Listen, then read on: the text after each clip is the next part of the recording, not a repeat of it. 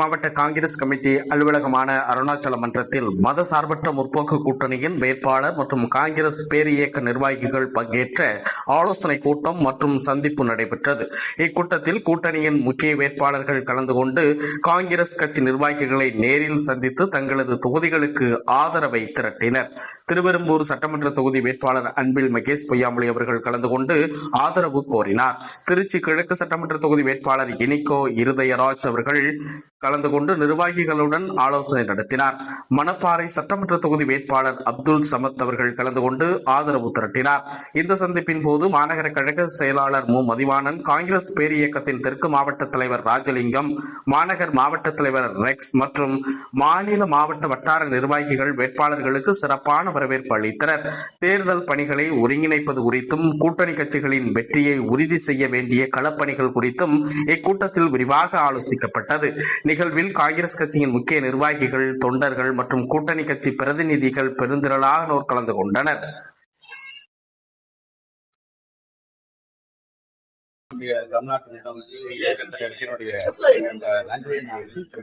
தொடர்ந்து வைத்திருந்த நம்பிக்கை என் மீது நம்பிக்கை இந்த தொகுதி மக்கள் மீது அதிகப்படியான நம்பிக்கையின் காரணமாக தான் திரும்ப 3வது முறையாக போட்டிக்கின்ற ஒரு வாய்ப்பினை வழங்கியிருக்கிறார். மாவட்ட கழக செயலாளராக 3 தொகுதியும் வெற்றி பெற்று ஒரு மாவட்ட கழக செயலாளராக வெல்ல வேண்டும் என்பது ஆசை. நிறுத்தப்பட்டிருக்கின்ற 3 பேர் மதசார்பற்ற முற்போக்கு கூட்டணி எடுத்துக்காட்டாக அப்துல் சமத் மணப்பாறை அன்பில் மகேஷ் பொய்யாமொழி இருக்கின்றனர். வாய்ப்பினை மக்களிடம் போகும்போது நாங்கள் செய்திருக்கின்ற சாதனைகள் அதன் முதல் கட்டமாக எங்களுடைய பலம் என்பது தோழமை கட்சியை சார்ந்த ஒவ்வொருவரும் அதான் தோழமை கட்சியை சார்ந்த இந்த தலைவரை சந்திக்க பேரியக்கத்தை சார்ந்த தொகுதியை சார்ந்திருக்கின்ற அவருடைய நிர்வாகிகளை மிகப்பெரிய ஒரு உற்சாகத்தோடு மற்ற தலைவர்களை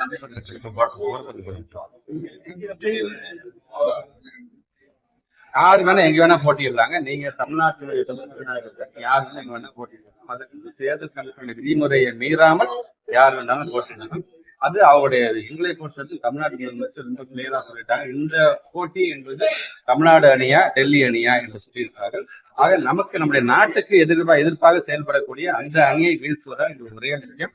கண்டிப்பாக இந்த முறை 2023 ஏறத்தாழ 54,000 வாக்குகள் வித்தியாசத்தில் தந்த திருச்சி கிழக்கு, நடந்து முடிந்த நாடாளுமன்ற தேர்தல் 69,000 வாக்குகள் வித்தியாசத்தில் மட்டும் தந்த அந்த திருச்சி கிழக்கு இந்த முறை அதை தக்க வைப்பதற்கு அதற்கான ஒரு மிகப்பெரிய வெற்றி கண்டிப்பாக தரும்.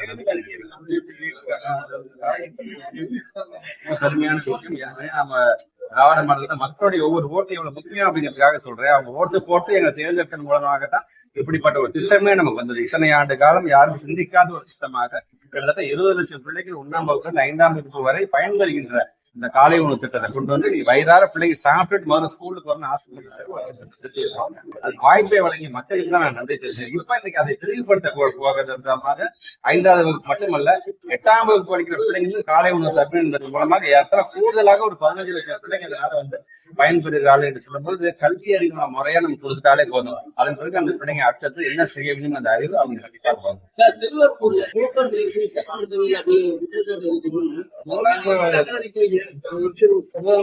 என்பது எப்படி வளர்ச்சிப்பட்ட ஒரு தொகுதியாக மாறி இருக்கிறது அப்படிங்கிறது உங்களுக்கு கேள்வியிலே வந்து இருந்தாலும் அது சார்ந்திருக்கின்ற ஒரு மாற்று வழியை நாம் கண்டிப்பாக தர வேண்டும். அதனால்தான் அரை சுற்று வட்டார அந்த ரிங் ரோடுங்கிறது அது முழு வட்டாரமாக வர வேண்டும் என்று ஏற்கனவே தேர்தல் அறிக்கையை துருவில் சொல்லியிருக்கோம். தொகுதி சார்ந்திருக்கின்ற மேனிபெஸ்டோ வரும்போது அது சார்ந்துக்கான இதனை பொறுத்த வரைக்கும் வளர்ச்சி பாதையை நோக்கி சென்று கொண்டிருக்கு. அது சார்ந்திருக்கின்ற கட்டமைப்பை உறுதிப்படுத்த வேண்டியது எங்களுடைய கடமை. அதனாலதான் நான் சொல்லுவேன், இன்னைக்கு 10 கோரிக்கை என்ன 10 நான் பண்ணிட்டேன்னு சொல்ல மாட்டேன். 10 7 பண்ணிட்டேன், இன்னும் 3 இருக்கு. இப்ப எப்படி செய்யணும், எப்ப செய்யணும் அப்படின்னு எங்களுக்கு தெரியும். எங்களை பொறுத்த 30 நாட்கள் ஒரு சின்ன இடைவேளை தான். மே மாதம் 4 இந்த திராவிட மாடல் 2.0 வரும்பொழுது தொடர்ந்து அந்த வளர்ச்சியை நோக்கி நான்